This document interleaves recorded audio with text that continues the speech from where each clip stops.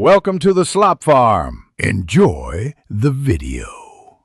In this video, I will explain how to make salsa borracha.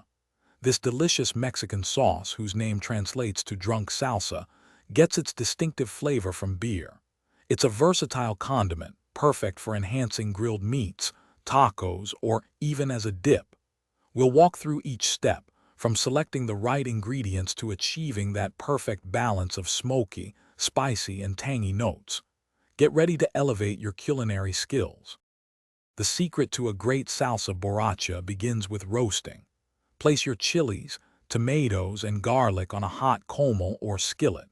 Roast them until they are nicely charred and softened, which brings out their natural sweetness and a wonderful smoky depth. This crucial step develops the foundational flavors that make this salsa so irresistible. Remember to peel the chilies after roasting for a smoother consistency. Now it's time to bring everything together. Carefully transfer your roasted chilies, tomatoes, and garlic into a blender. Pour in your chosen beer.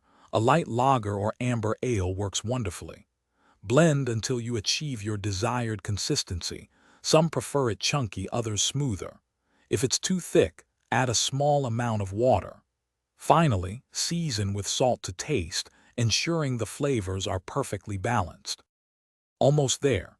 Transfer your blended salsa to a saucepan and simmer it gently for about 5 to 10 minutes. This simmering period is essential, as it allows all those wonderful flavors to meld and deepen, creating a more harmonious sauce.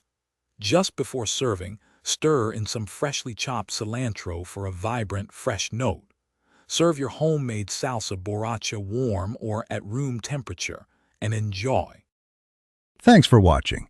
Consider subscribing if we helped you today.